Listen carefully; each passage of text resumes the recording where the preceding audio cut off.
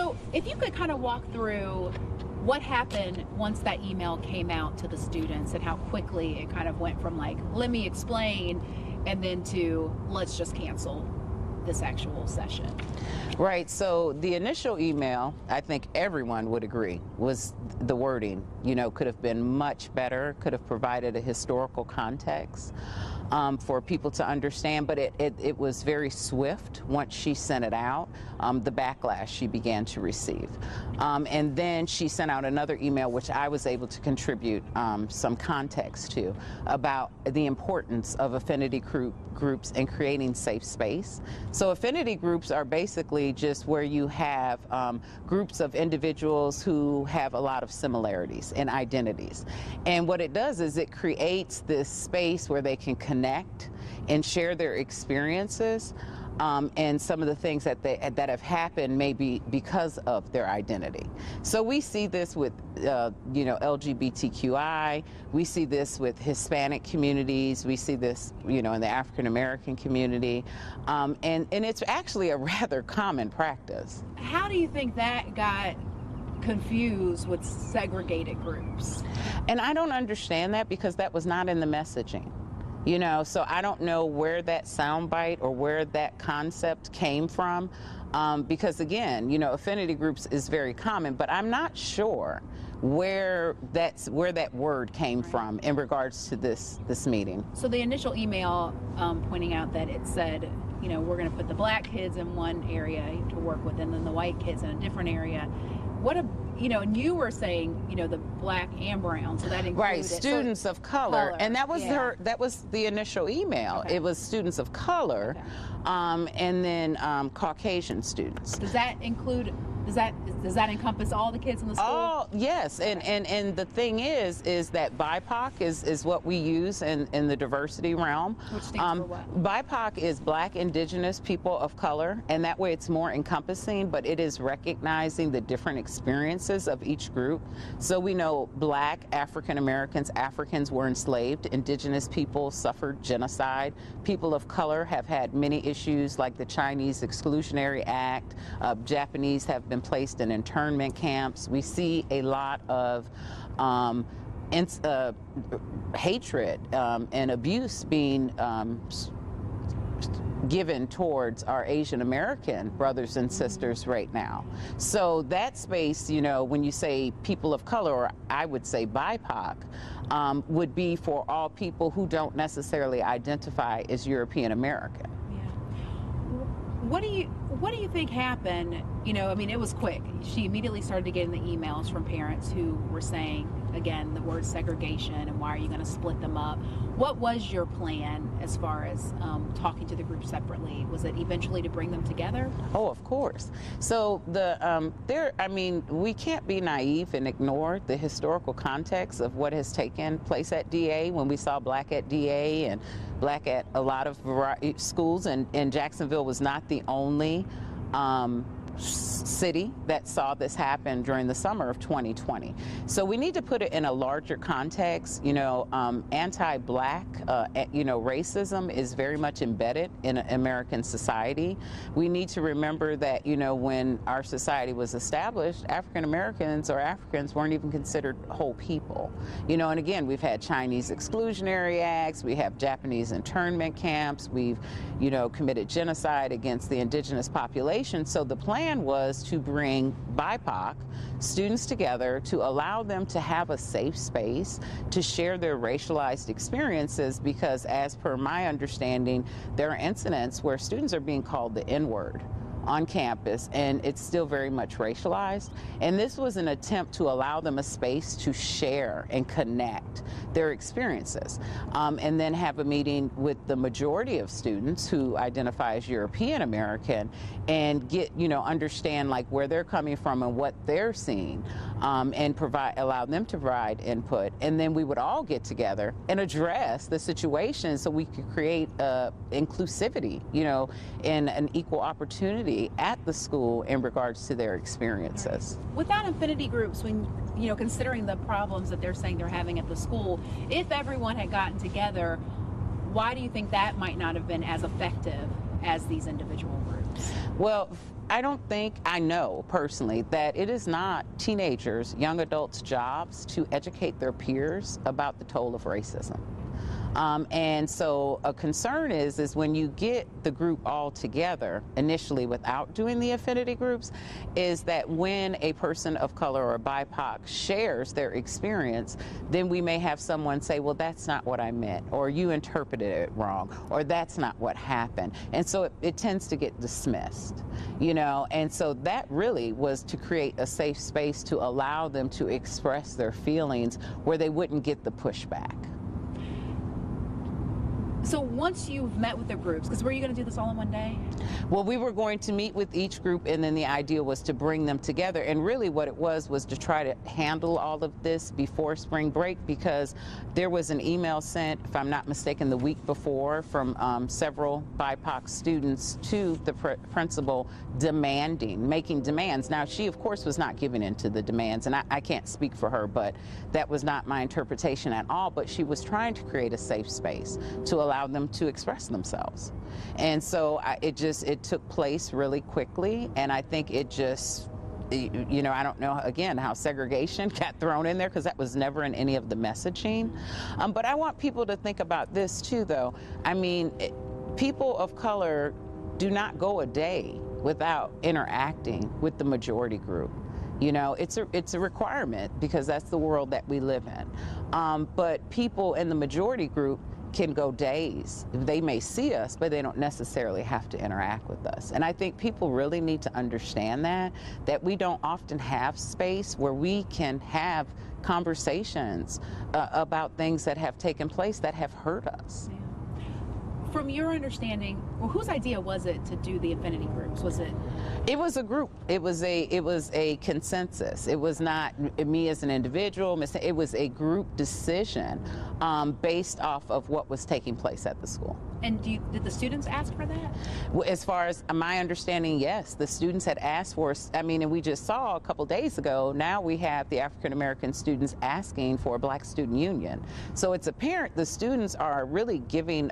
They're crying out for help and for a safe space, and it's being denied to them. So yeah, talk about that, because out of affinity groups, now you have, which didn't happen, now you have students kind of asking for this safe space of just African American students to be able to have these kind of discussions and to air grievances in an organized way. I mean, that's what we were going to do. That's all we were going to do. But I really think, you know, society, we need to look at some of the bigger issues. I mean, Ahmaud Arbery, you know, Jordan Davis, Trayvon Martin. I mean, if we are naive enough to think that these things don't impact our young adults, we're not giving them enough credit. You know, this generation now is really requiring these conversations, and I think rightfully so. And they're demanding to be heard, you know, and for their feelings and ideals and experiences to be heard by the masses. And I think it's legitimate, because racism, the emotional toll is just, it's exhausting. It's just exhausting, you know, and I'm not saying that, you know, Latinx or Hispanic students don't experience this, because they do. Asian American students. I mean, so this is why BIPOC, right, Black, Indigenous, people of color, creating that space for them is so important.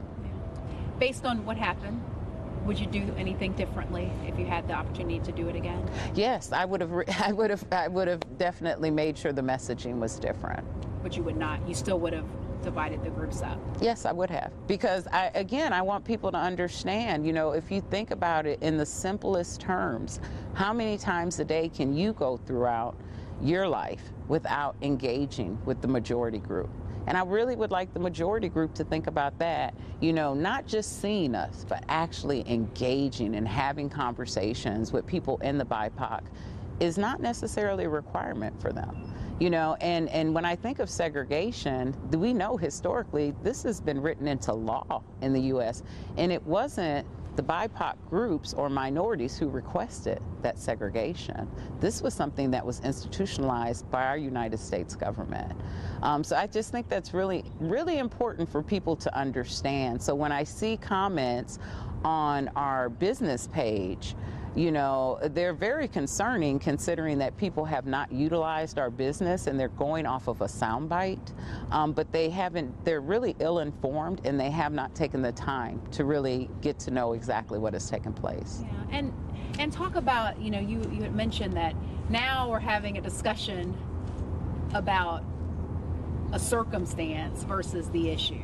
Right. And we've totally lost sight of the problems that these students are dealing with at DA. Right. We really have. Students are being called the N-word. I mean, we all saw Black at DA, you know, and again, it's just like the students have lost their voice. They're not being allowed a space. Just to be consoled and to be very raw and real and transparent about their experiences. I think that the principal was very gracious and very concerned about her students. She had been working for over a year to address the issue. You know, and I think that that needs to be understood as well, that this wasn't something that was just, you know, this is something that she had been working on for a year to try to get it right, to make sure that she created an inclusive environment. She has had faculty and staff take training on implicit bias, microaggressions, institutional racism. And I think people need to understand that Dr. Tammy Hodo was not paid to do this. I was coming in, I was not contracted by DA nor Duval County Public Schools to do this work. I was actually coming in to assist with doing this work because I know how to do affinity groups and just how important it is. And so you were doing pro bono work, and what has the effect been on your business since this came out? Well, I have a lot of one-star ratings on our business from people, again, who have never utilized our services, who are ill-informed. They're using a soundbite, and again, segregation was never in the initial email or in any email that she sent out. So it definitely, I see it impacting my business as well as my reputation, and that's really problematic because, again, that ill-informed and people really navigating this situation based on emotion versus information. Do you think UNF is the answer now for her to get this training and then kind of bring that back into the school versus what you had planned to do? Well, I'll just say I just think that's rather interesting. Universities are having a lot to, they're having to address a lot of racialized issues as well. When I look at the stats, you know, and I was a visiting professor at UNF, when I look at the stats of universities, they lack representation as well in the faculty and the administration in regards to BIPOC. So I just think it's rather interesting that she'll be going there. Are you out of this discussion now, or are you no longer involved in the future of this training and trying to help the school?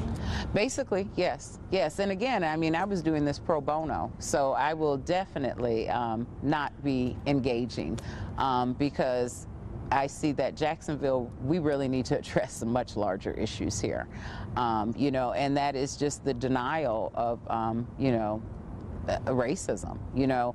So there's something called the index of dissimilarity, and I'll simplify it. So it's something that the census does, and they rate you from 1 to 10, and so Jacksonville is sitting at a 60. And what that means is, and they do it like by race, right? Race is not real. It's a social construct. Biologically, there are no differences between us. We're all ethnic beings.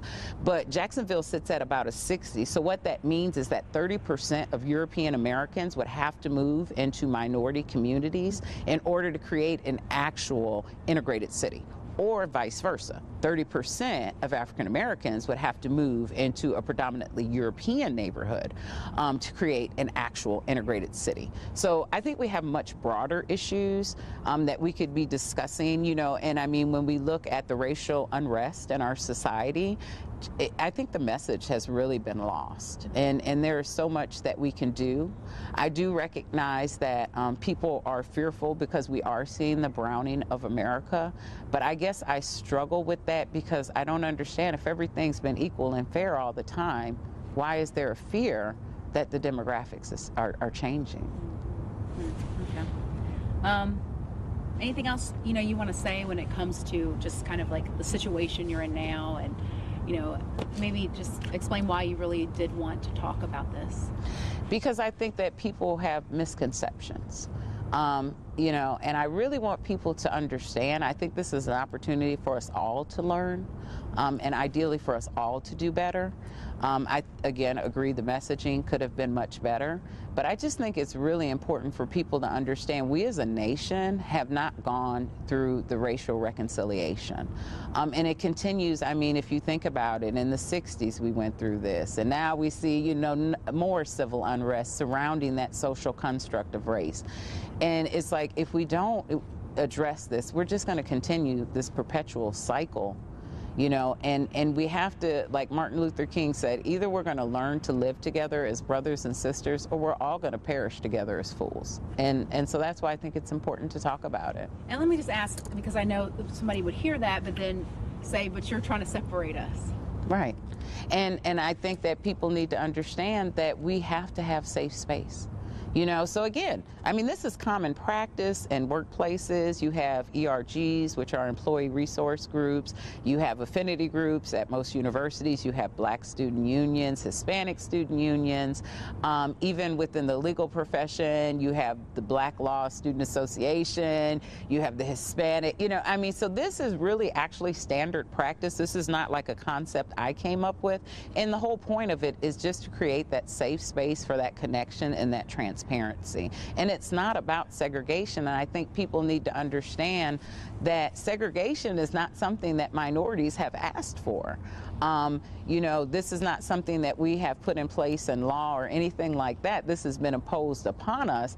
And studies show, too, that as you have minorities move into predominantly European American neighborhoods, that a lot of European Americans move out because there's this ideal of, you know, they bring down the property value.